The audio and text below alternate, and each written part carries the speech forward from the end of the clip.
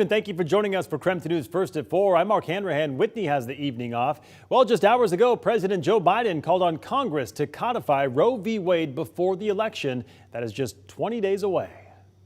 The court got Roe right nearly 50 years ago, and I believe Congress should codify Roe once and for all.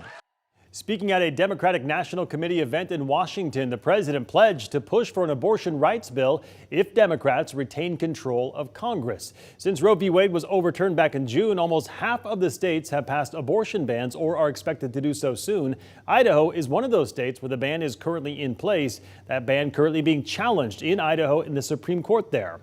Abortion has galvanized voters all across the country, but polls show it may not be the main issue for most voters. Natalie Brand has more from Capitol Hill tonight.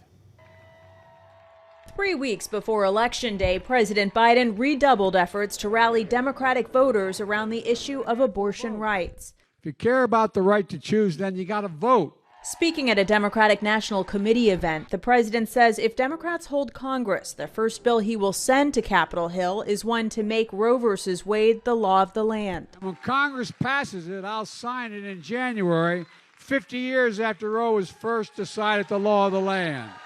Getting such a bill to his desk would require a 60-seat majority or changing filibuster rules, but the latest CBS News polling estimates the Senate is still a toss-up.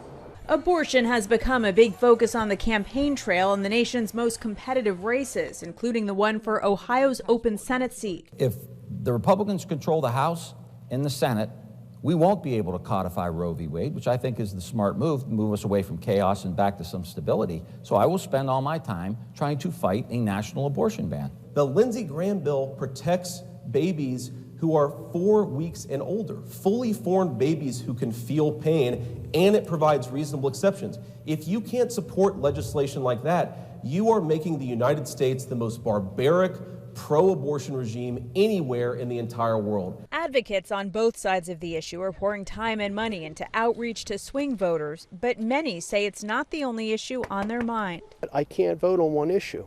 I'm not a one-issue voter. CBS News polling shows among likely voters, abortion trails other issues such as the economy and inflation. Natalie Brand, CBS News, Capitol Hill.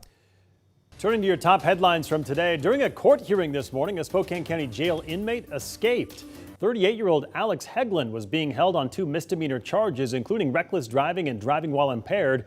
Well, now he's facing a new felony escape charge after he ran from the courthouse today. Spokane County Sheriff's deputies and Spokane police searched the area for Hegland. Their search led them to a nearby backyard where he surrendered. He has since been taken back to the Spokane County Jail. Tonight we are getting new details about a deadly motorcycle crash that killed 1 man in Spokane Valley last night. Spokane Valley deputies responded to a report of a motorcycle crash at Sprague Avenue and Barker Road. After arriving, they found the man had died at the scene. Deputies say the driver was traveling at a high rate of speed when he came into contact with a roundabout, causing him to crash. Meanwhile, deputies say the motorcycle in that crash appears to have been reported as stolen.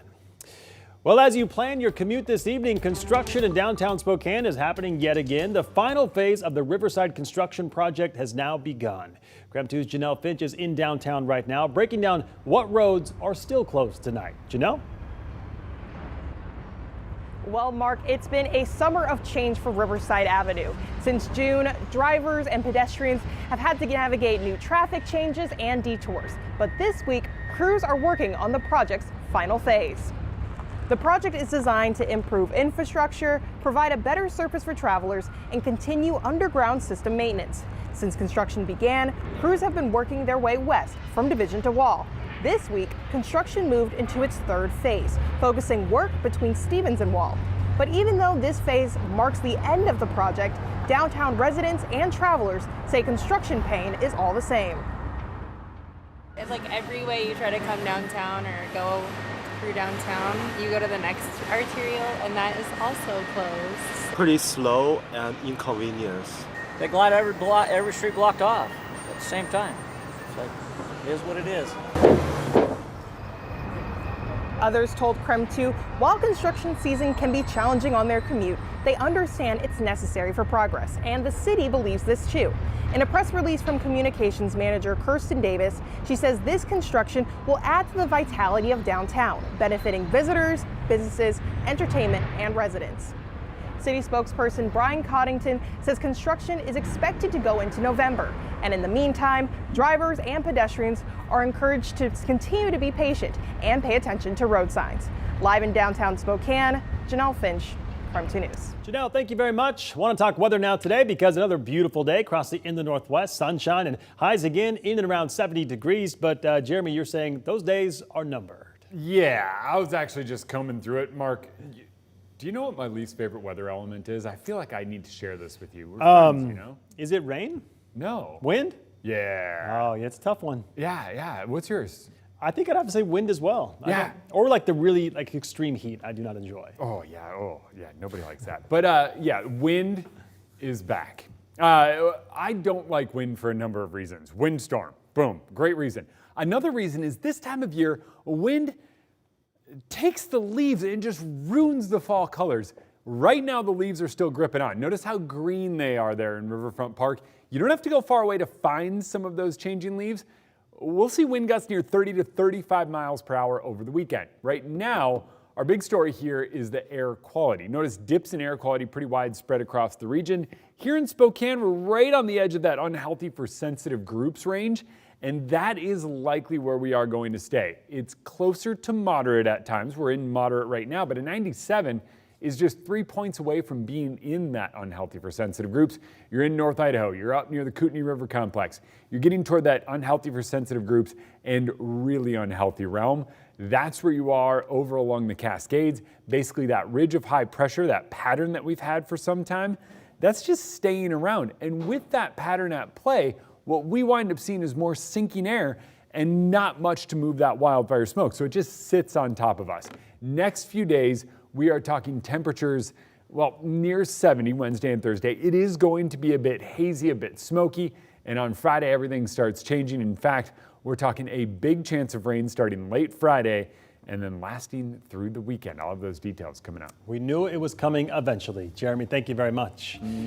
Revive Counseling is preparing to start services at the Trent Shelter. The City Council approved a $1.6 million contract last night. Revive Counseling will operate what is called wraparound services, serving behavioral and social needs. They were the only organization to submit a proposal to offer these services. Staff with Revive is already working at Camp Hope with the goal of moving people to the Trent Shelter. And from there, work at the Trent Shelter would be to help people find jobs and transition to permanent housing. Every single person at Revive in our office comes from some background of lived experience. So we know that sense of desperation of getting out of your situation. And we're able to have the opportunity to not only work for the people, but walk alongside them as they figure their lives out. In Revive Counseling's proposal to the city, their goal is to get 50% of their clients into long-term transitional housing. But with the amount of resources they have, they say that could take up to 2 years. Revive says the contract has not been signed yet, but they hope to be fully operational at the shelter by the first week of November. Well, check your fridge tonight. Nestle is recalling one type of its refrigerated ready-to-bake cookie dough products because it may contain plastic pieces. The Nestle Toll House stuffed chocolate chip cookie dough with fudge filling products made between June and September of 2022 have been recalled. The product was sold at Walmart stores. If you bought that product, you are urged not to eat it.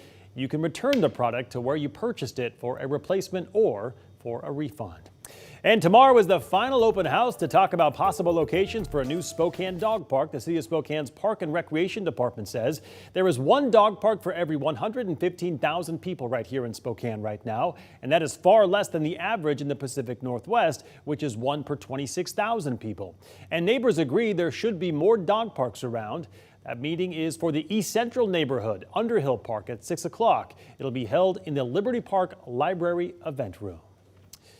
Still ahead, voter guides for Washington's general election are getting mailed out this week. And to help you prepare for the election, we are bringing back The Tea with Amanda Rowley. Amanda sat down with local candidates in the most contested races to discuss who they are and where they stand on important issues. And today we are starting with the Spokane County Commissioner race for District 1. First up, Republican candidate Kim Pleas. First thing as a county commissioner I want to do is look, we've given you this money for homelessness. Where is it going? My service to the community and things like that is really how I'll stand out. You can catch Amanda's full interview with Please coming up right after the break.